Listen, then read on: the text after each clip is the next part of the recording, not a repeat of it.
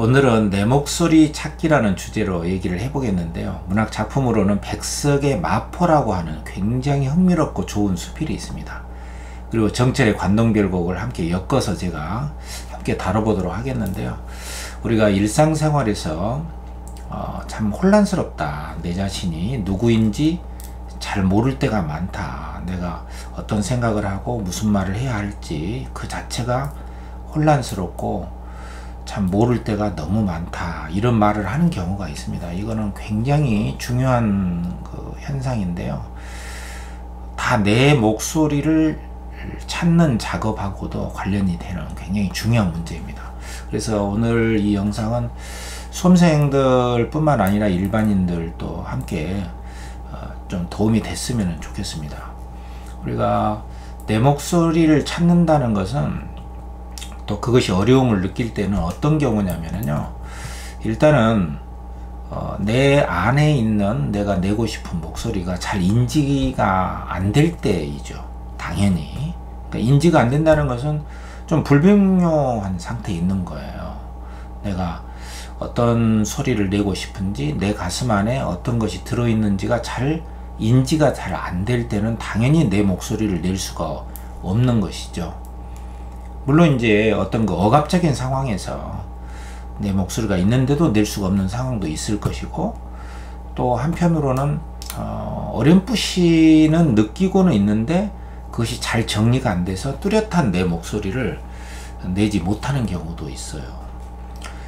또 심각한 현상도 요즘 정치권에서 이렇게 볼 수가 있는데, 굉장히 자신만만한 소리로 자기 확고한 신념으로 자기 목소리를 내고 있는데 그 목소리의 방향성이나 그 성격이 어떠한 종류에 속하는지가 잘 인지가 안 돼서 확 편중된 목소리를 내고 있는지 자체를 모르고서 굉장히 높은 목소리를 내는 경우가 있어요. 이런 경우가 이제 저는 제일 안타깝고 사회적으로도 정치적으로 가장 큰 문제가 된다고 보는데요. 이런 경우는 사실은 편집증적인 망상의 경우에 속하는 경우가 있습니다.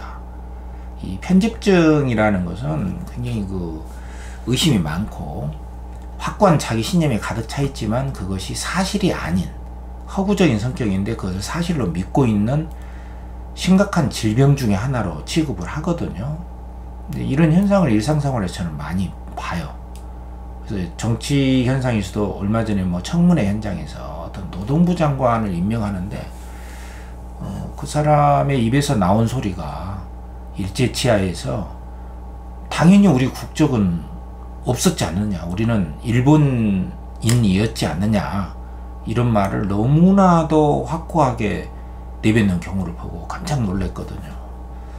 사실 이런 경우는 자기 목소리가 어떤 방향성을 가지고 있는지, 그것이 어떠한 영향력을 가지고 그 정체, 자기 목소리의 정체성을 잘 모르고 있는 경우거든요.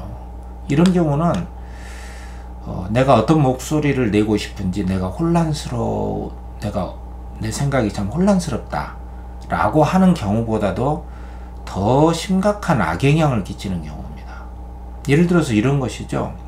내가 돈을 가지고 있는데 뺏겼어요. 또는 내 아이인데 뺏긴 경우가 있을 겁니다. 돈이나 자유나 어떤 주권이. 이런 사람 마음에서는 내가 뺏겼다고 해도 너의 것이야, 내가 뺏겼으니 빼앗은 너의 것이야 라고 절대로 말을 하지 않죠. 할 수가 없잖아요. 그건 원래 내 것이니까. 근데 우리가 일본에게 나라를 뺏겼으니 당연히 일본 국적이죠 라고 말을 너무나도 강하게, 사실이기 때문에 그렇게 확신에 찬 목소리의 방향성은 어떤 것을 겨냥하고 있을까요? 그것은 우리의 주권이나 우리의 자유라는 것은 뺏겼으면 그 사람 것이다 라고 하는 인식이 전제가 되어 있는 것이라는 말이죠. 그래서 자기가 내는 그 목소리는 그것이 친일적인 성격이고 반민족주의적인 성격이라는 것을 꿈에도 상상을 못하거나, 아니면 그걸 알고 있어도 만약에 그런 목소리를 낸다면 그것은 정말 심각한 친일적이고 반민족적이고 정말 비주체적인 것을 자기 목소리로 확신에 차서 내고 있는 것이죠. 그것을 무슨 뭐 뉴라이트니 뭐니 이런 말을 붙인다고 한다면은 그것이야말로 가장 큰 목소리에 오류가 있는 것이라고 볼 수가 있습니다.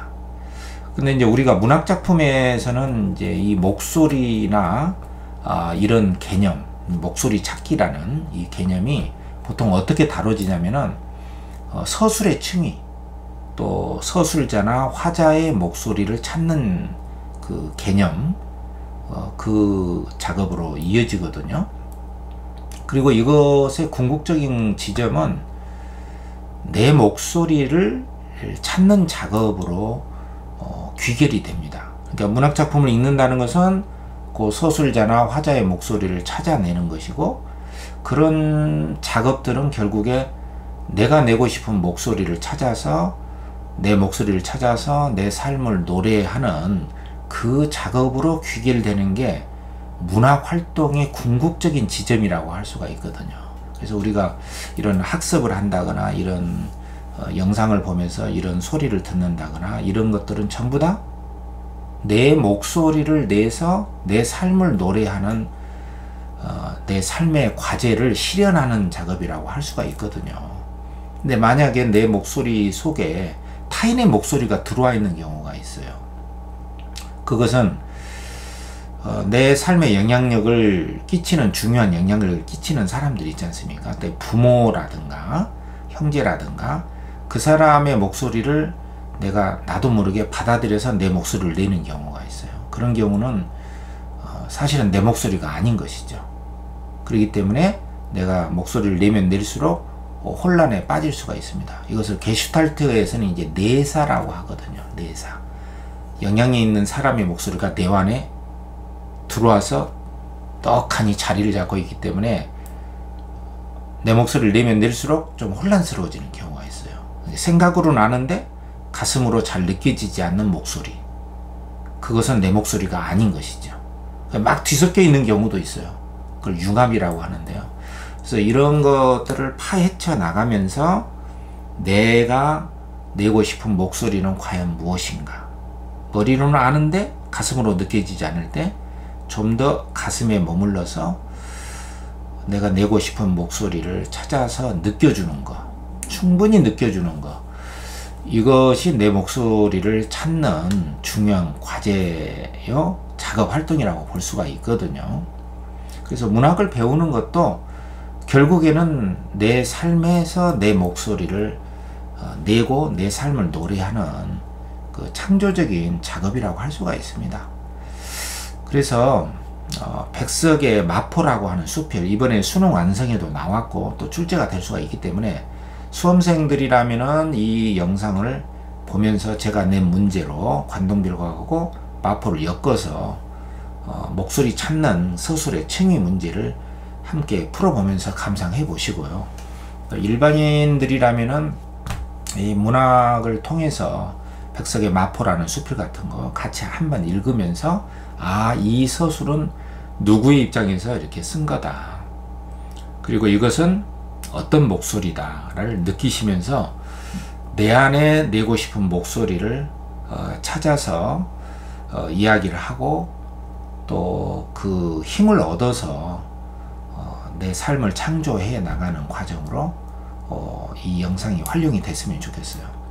이런 것들이 이제 프로이트식으로 말하자면은 바로 내 자아를 강화시키고 자아를 확립하는 과정이라고 볼 수가 있습니다. 우리가 흔히 말하는 내 진짜 나의 삶을 찾아서, 참 나를 찾아서 가는 여정이라고 볼 수가 있거든요. 그러면은 화면을 함께 보시면서 백석의 마포라는 수필, 그리고 관동별곡은 쭉 제가 한번 소개만 해드리고 그 텍스트를 한번 읽으면서 제가 낸 문제로 한번 풀어보면서 함께 감상을 한번 해보시기 바랍니다. 자, 여기 있는 이 지문은 EBS 수안에 나와 있는 관동별곡하고 마포라는 지문이거든요. 근데 이 관동별곡은 뭐 제가 따로 설명하지 않아도 긴 가사고, 여기서는 제가 따로 설명을 길게 하지 않겠습니다. 관동지방에 관찰사로 부임을 해서 관동지방 8경을 쭉 이렇게 기행하면서 사물의 입장이 돼서 쓰기도 하고 객관적으로 서술도 하고, 이 서술의 층위가 굉장히 다양하거든요. 그래서 화면을 정지시켜 놓고 개별적으로 한번 읽어보세요. 그래서 문제를 푸는 거에 관해서만 제가 부분적으로 설명을 하겠습니다. 이렇게 딱 고정시켜 놓고 쭉 한번 읽어보시고요. 궁금한 것은 제 메일로 뭐 질문하셔도 됩니다. 수험생들은. 자, 이렇게 해놓고 한번 읽어보시고, 이제 무슨 소리인지 몰라도 그냥 한글 중심으로 해서 쭉 한번 읽어보세요. 이렇게 해놓고 한번 읽어보시고 정지시켜 놓고. 자, 이게 백석의 마포라고 하는 굉장히 그 신선한 수필입니다. 백석이 시인이면서도 뛰어난 수필가였어요. 그래서 이 마포는 지금 마포구에 있는 그 마포입니다. 이 포자가 들어가면 포구였거든요. 배가 드나드는 진자가 들어가도 포구죠. 뭐 노량진 뭐 이런 거 있잖아요. 그래서 여기에는 이제 근대 공장도 있고 근대 문명이 들어오기도 하고 전통적인 모습이 어우러져 있단 말이에요. 그래서 이 백석이 굉장히 문학적 감성의 필치로 그 당시의 마포의 모습을 다양한 서술의 층위로 썼거든요. 그래서 이 부분을 한번 뭐 대충이나마 한번 읽어보겠습니다. 같이 한번 읽어보시죠. 자, 보면은 사장은 물새가 없어 너무 넓고 그 건너 포플로의 행렬은 개포의 돛대들보다 더 위험이 있다. 이게 이제 객관적이면서도 자기 주관적인, 이게 객관적이면서도 관찰적 거리를 두는 거죠. 객관적이라는 것은 관찰적 거리를 두면서 주관적인 어떤 심리도 여기에 써져 있단 말이죠. 그죠? 사장은 백사장이야. 모래사장이에요. 물새가 없다. 넌 넓다. 그 건너 포플로 행렬이 있다. 이건 이제 객관성이 강하죠. 이 개포에 이 포구단 말이야. 개포동이 아닙니다. 마포라는 그 포구의 돛대들보다도 위험이 있다 라고 쓴 거단 말이야. 그죠? 어렵지 않습니다. 오래 머물지 못하는 돛대들이 쫓겨 달아나듯이, 이런 건 이제 지기운데 다 비유는 뭐 다 주관적이야. 하구를 미끄러져 도망해 버린다 라고 관찰적 거리를 두면서 주관적 심리를 쓴 거야. 주관이 들어가 있죠. 나무 없는 건너 산들은 돛대보다 낫다. 예, 산들이 돛대들보다 낫다는 것은 화자의 위치가 어디야? 이곳에서 저 산을 보니까 돛대들이 높게 보이고 산이 낮게 보이는 것이죠. 그러니까 서술자의 위치는 산이 아닙니다. 사공들의 잔등보다 붓다. 뭐가? 산들이. 그리고 물속에 들어간 닻이 얼마나 오래 있나 보자고 산들은 무리를 바라보고들 있는 듯하다. 이 소설은 누구 입장에서 쓴 겁니까? 제가 아까 일본의 입장에서 뭐 그런 소리도 했지만 일상생활에서는 그렇게 적용이 돼요. 근데 문학작품에서는 누구 입장에서 쓴 거야 이게? 닻이 얼마나 오래 있나 보자고 산들은 물을 바라보고 있는 듯하다. 그럼 요거는 산의 입장에서 쓴 거죠. 이 입장을 시각이라고 하거든요. 산의 시각에서 쓴 거란 말이야. 산의 입장에서 배를 보는 것이죠. 산들은 무리를 바라보고 있는 듯하다. 서술자는 백석이지만 백석이라는 서술자가 산이 되기도 하고 객관적이기도 하고 주관적이기도 하단 말이에요. 그래서 이런 서술의 층위를 여러분들이 학교에서나 학원에서나 잘 배우지 않았을 것 같아요. 이거 굉장히 중요하거든요. 지금 출제의 흐름은 이 서술의 다양한 층위를 중점적으로 출제를 하고 있어요. 여러분들 이 점을 꼭 기억을 해야 됩니다. 그리고 이게 삶의 차원에서는 내 목소리 찾는 작업하고도 관련이 된단 말이에요. 이렇게 크게 봐야 됩니다. 개포에는 낫닭이 운다. 기슭을 향는 물길 소리가 닭의 소리보다 낮게 들린다. 저 아래 철교 아래 사는 모터보트가, 이게 근대 문명이죠. 많은 집 서방님 같이 은혜색 양복을 잡숫고 혹이 뻗친 노라리 걸음으로 내려오곤 한다. 근데 요거는 지금 뭘 묘사를 한 거죠? 모터보트입니다. 모터보트. 이 근대 문명으로서의 이 모터보트를 묘사를 한 거. 이게 주어입니다. 그러니까 이걸 비유를 모터보트가 돈 많은 집 서방님 같이 은혜서 양복을 잡수고 혹이 뻗친 노라리 걸음으로 내려오곤 한다. 그러니까 이 사물을 인격화한 거예요. 돈 많은 서방님이 으스대는 몸짓으로 모터보트가 내려오고 있다.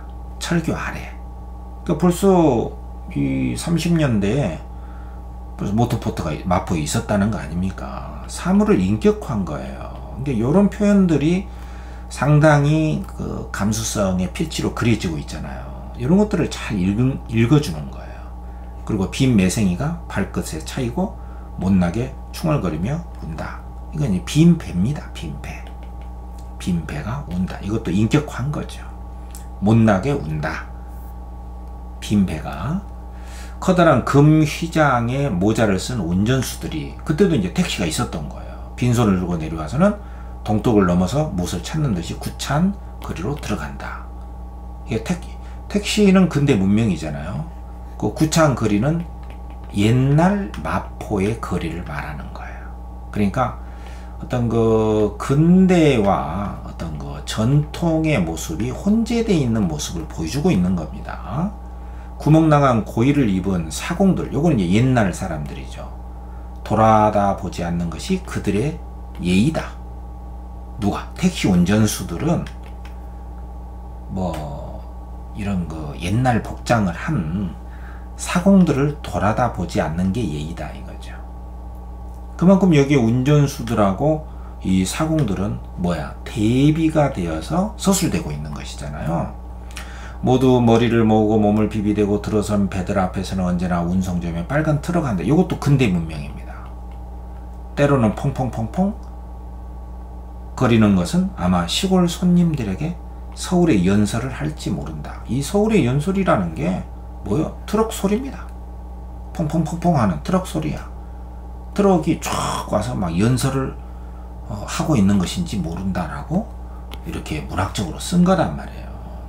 그렇죠? 그래서 여러분들 이 밑에도 이런 식으로 쭉 읽어보시면 됩니다.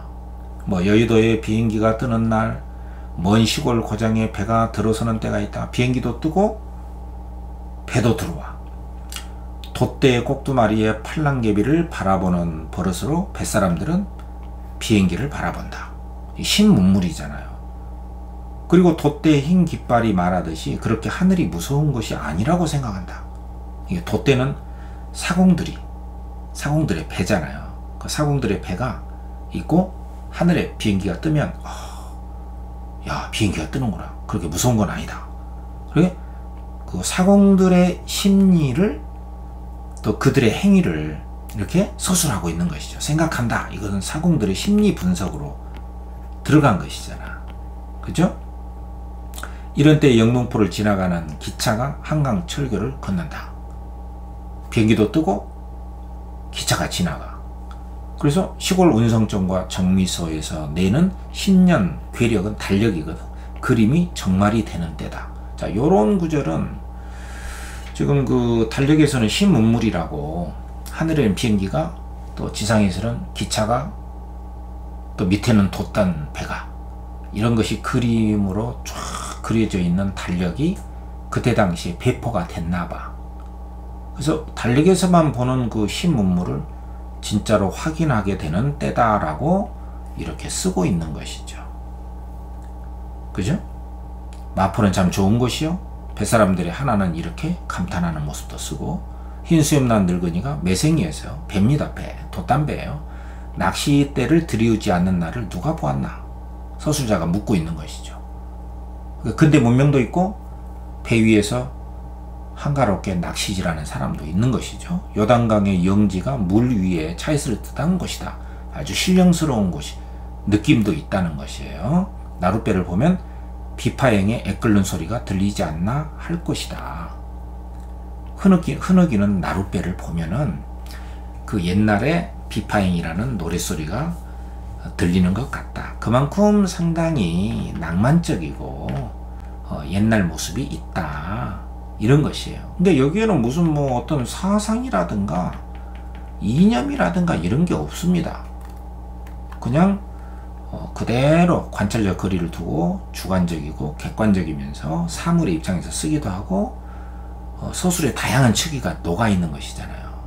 그래서 이런 거 잘 보고 좀 이따 문제 화면 띄워둘 테니까 바로 한번 풀어보세요.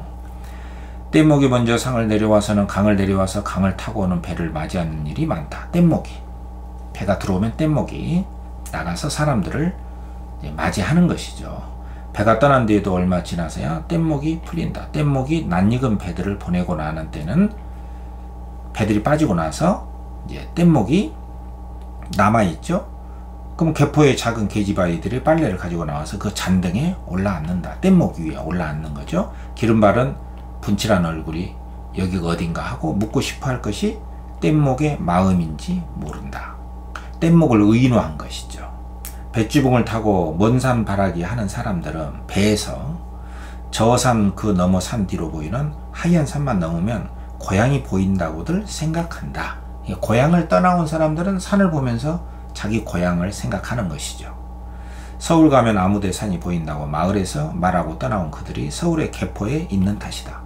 마포에는 바로 시골 사람들도 많이 와 있는 것이죠.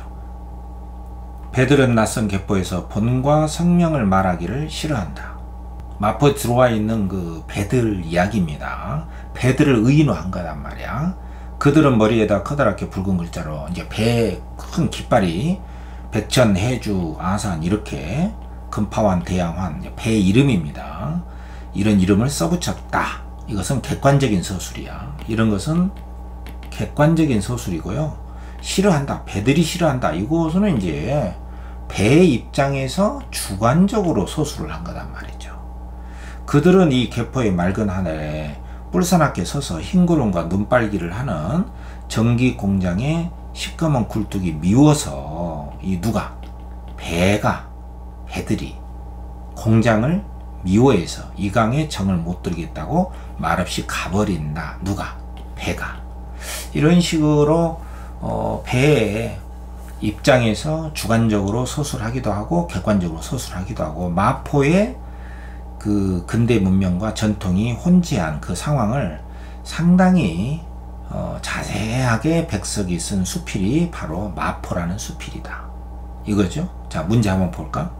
자, 일단 여러분들이 이 문제를 이렇게 정지시켜 놓고 제가 이제 설명을 했잖아요. 먼저 푸세요. 정지. 자, 읽고, 자, 정지해 놓고 읽고 푸세요.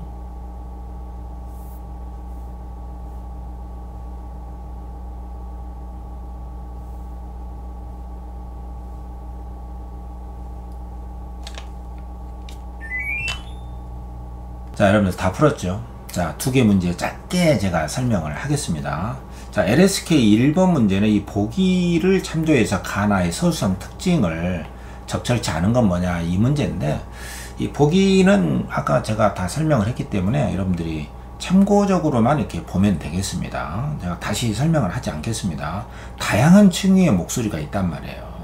객관적인 사물 또 있고, 두 그룹 모두 서술자가 대상과 접촉해서 경험한 내용을 서술할 때 객관적인 사물도 있는데 그 사물의 주관적인 시선에 투영돼서 새롭게 해석이 되잖아요. 또 바깥 풍경이나 구체적인 사물들은 내면 세계를 반영을 하고 새로운 의미를 지니게 되고, 때로는 대상과 거리를 두고 이제 관찰한다. 이게 이제 관찰적 거리를 둔다. 이렇게 이야기를 하는 거예요. 객관적으로. 그런가 하면 대상을 내면으로 끌어들여서 주관적으로 수용을 하죠. 이런 걸 우리가 투사다, 투영이다 이렇게 이야기를 해요. 내 마음을 대상에 옮겨가서 서술하는 것인데, 이 중에 하나가 이제 감정이입이 되는 것이죠. 감정이입은 투영과 투사 중에 하나입니다. 때로는 서술자는 다른 인물의 입장에서 그들의 심리를 대신 표현하기도 한다. 이 내용이 상당히 중요한 내용이에요. 잘 보세요. 이 서술의 층위. 그럼 1번 기억이 뭐냐면은 요거단 말이죠. 네, 요거 있죠. 영롱한 벽계와 수성제조는 이별을 원망하는 듯 그러니까 이 벽계는 시냇물인데 화자가 이 산에서 산을 매양보랴 동해로 가자스라 했단 말이야. 그러니까 산에서 바다로 가면서 산에서 봤던 것들을 주관적인, 산에서 봤던 사물들을 주관적으로 쓴 거야. 저 시냇물하고 제주는 우는 새거든. 울제자야. 이별을 원망하는다. 그러니까 자기가 산에서 바다로 가면서 아, 저 새들이 나와의 이별을 원망하는 것 같구나 라고 화자의 주관을 투영을 시켜서 쓴 거잖아. 이것은 객관이 아닙니다. 물론 이 화자가 무슨 새를 원망하는 건 아니야.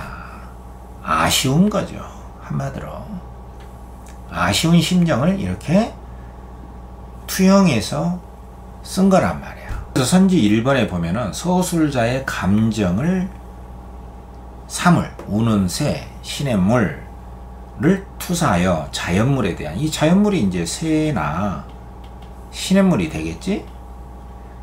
에 대한 친화의식을 자신의 내면 풍경으로 감각적으로 보여주고 있다. 구체적인 사물이 나오면은 감각입니다. 운다라고 하면 청각이 되겠고, 그만큼 이 산에서 봤던 이 시냇물이나 새에 대해서 친하게 여기는 마음이 있는 것이죠. 뭐 원망이 있다고 그래서 원망을 하는 게 아니란 말이야. 실제 원망이 아닙니다. 근데 이건 맞다 이거죠. 그 다음에 니은은 비현실적인 존재와 가상적 대화를 마친 후에 상황을 서술했다 했는데, 이게 이제 니은을 한번 보죠. 이 니은이 이 부분이거든. 그제야 고쳐 만나 또 한잔 하자꾸나. 근데 꿈속에서 신선을 만난 거야. 이게 여기 보면은 꿈에 한 사람이 나에게 말하는 말이 그대를 모르랴 너는 산 게 진짜 신선이다. 그러니까 꿈속에 신선이 화자인 나에게 하는 말이 너는 원래 신선이었어.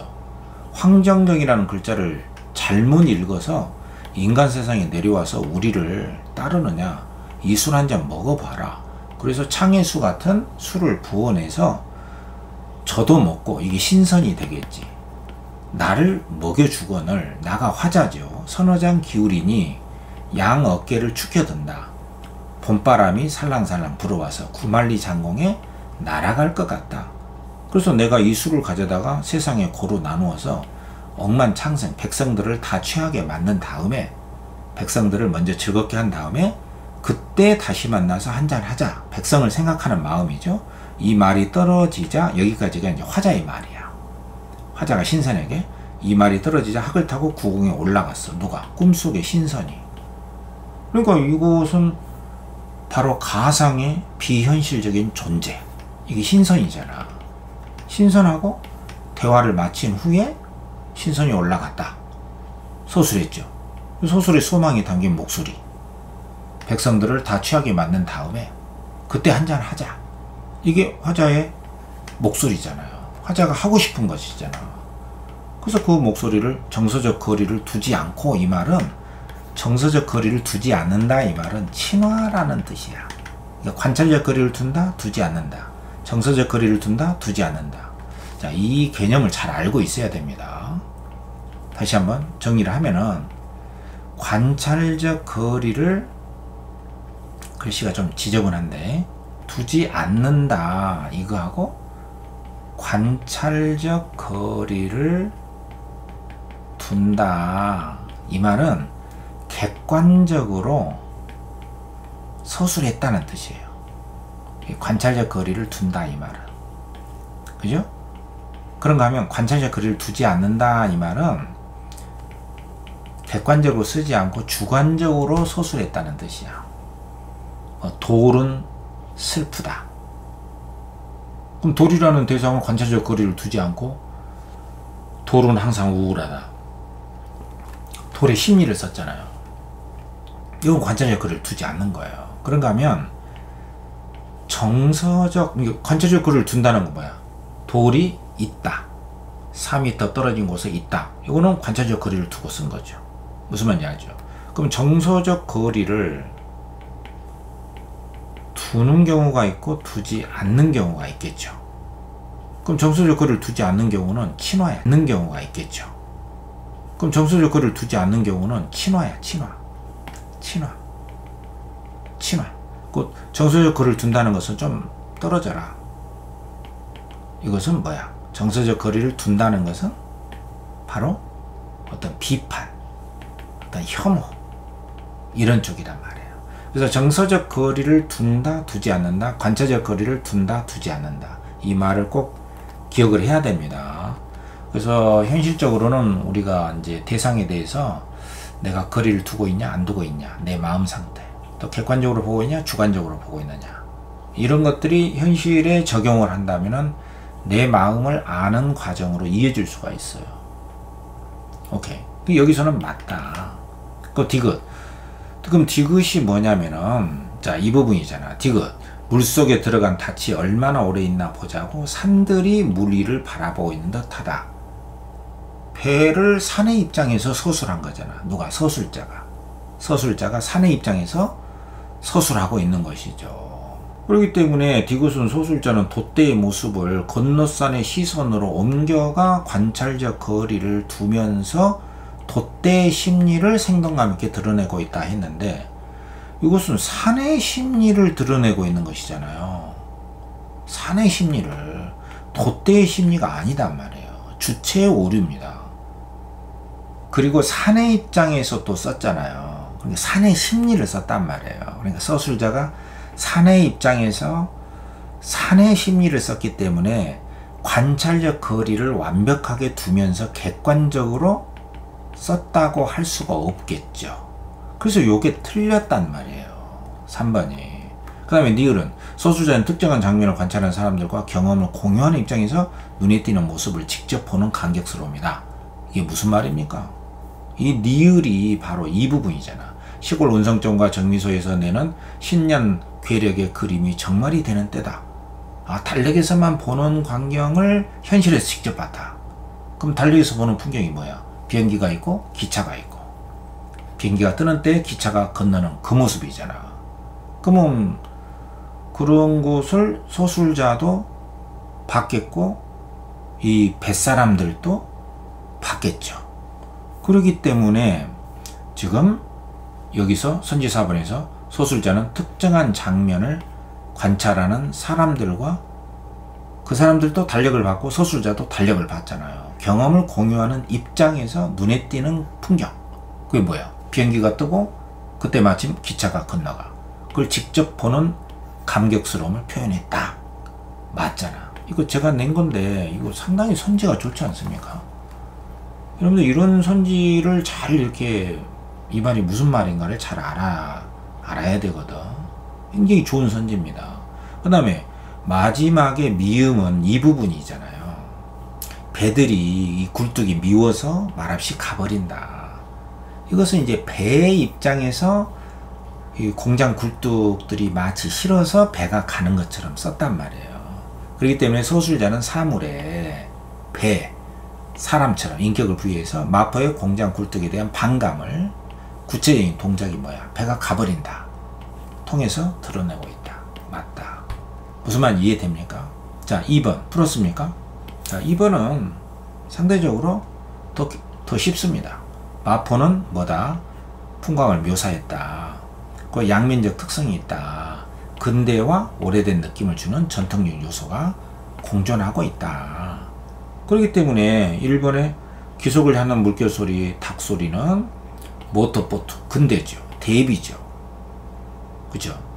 그래서 타지 사람들의 반응이 개입되지 않은 전통적인 마포의 낯익은 모습으로 볼 수가 있다. 그러니까 이 물결 소리가 들리고 닭의 소리가 들린다. 이것은 무슨 이 소리가 어떻게 들린다, 타지 사람들이 어떻게 들린다 라고 하는 타지 사람들의 반응은 없잖아요. 그러니까 이건 맞다 이 말이야. 대비됐다. 이건 맞다 이거죠. 그러니까 확실하게 틀린 걸 찾아야 됩니다. 커다란 금 휘장에 모자를 쓴 사람하고 구멍나간 고의를 입은 사람들은 서로 대비가 되잖아요. 차림새의 대비를 통해서 근대와 전통 요소가 공존하는 상황이다. 맞고요. 또 3번은 흰수염난 늙은이가 매일 여유롭게 매생이에서 배에서 낚시를 들이고 있는 모습, 낚시하고 있잖아. 한가로운 모습이죠. 빨간 트럭의 소리가 퐁퐁퐁퐁 들리는 도시에. 근데 이 소리는, 이 모습은, 이게 주어잖아. 그러면 이 사람들이 한가하게 낚시를 하고 있는 모습은 퐁퐁퐁퐁 들리는 트럭의 소리로 인해서 야기되는 비파행에 애끓는 심정을 행동으로 보여주는 것이겠군. 자, 요거는 문장이 좀 긴데 제가 인과의 오류로 문제를 낸 거야. 이렇게 전공자들은 문제를 구성합니다. 실제로 이제 수능 문학은 사실은 그 정보의 그 오류를 찾는 게임이거든요. 근데 이 늙은이가 배에서 한가롭게 낚시를 들이오는 모습은 전통적인 모습이 그냥 있는 것이잖아요.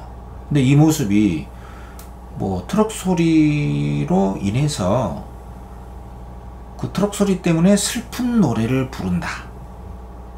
그래서 트럭 소리 때문에 슬픈 노래를 부르는 그 모습으로 인해서 낚시를 하고 있다는 거예요. 이것은 서로 관련 없는 거를 제가 인과적으로 엮어서 틀리게 만든 것이에요. 이 한가롭게 낚시하는 모습은 그냥 한가롭게 낚시하는 거야.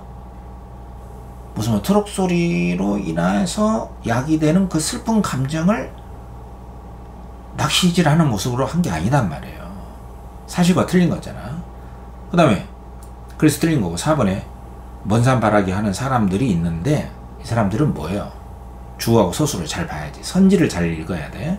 개포에 와 있지만 시골에서 상경한 사람들이라고 볼 수가 있겠죠. 아까 나왔잖아. 그 사람들은 시골에서 온 사람들이 개포에 와 있는 까닭이다 했단 말이야. 그 다음에 5번은 배들은 낯선 개포에서 번과 성명을 말하기 싫어한다. 의인화한 거죠. 무슨 호 이렇게만 써져 있잖아. 이렇게 표현을 통해서 전기 공장과 시커먼 굴뚝으로 대변되는 근대 문명에 대한 정서적 거리감을 보여주고 있다. 싫다는 거죠. 이런 마포에 뭐 공장이 있는 곳에서 이 배들은 자기의 번과 성명을 밝히기를 싫어해. 같이 어울리기를 싫어하는 거야. 그래서 근대 문명에 대한 거리끼는 싫어하는 마음을 썼다. 정서적 거리감을 두고 서술하고 있다. 그러니까 맞는 것이죠. 무슨 말 이해되십니까? 자, 이렇게 해서 백석의 마포하고 관동별곡도 함께 다루면서 문제도 한번 살펴봤는데요. 문학은 그 자체로 서술의 층위 그리고 서술자와 화자의 목소리를 찾아서 읽고 듣는 하나의 과정입니다. 그 과정을 통해서 내 삶의 목소리를 찾아서 내 삶을 노래할 수 있는 그 힘을 키워가는 과정이 문학 작업의 주된 활동이고 궁극적인 지점이라고 볼 수가 있어요. 그래서 자기 목소리를 찾는데 우리가 주력을 해야 되겠고, 아까 정치권에서 너무나 강한 자기 확신에 찬 그릇된 어떤 그 편집적인 망상에 해당하는 그런 그 목소리를 내는 것을 우리는 한사코 경계를 해야 되겠죠. 그래서 이런 것들을 생각하면서 목소리, 문학에서의 목소리 함께 다뤄봤습니다. 오늘 여기까지 하겠습니다.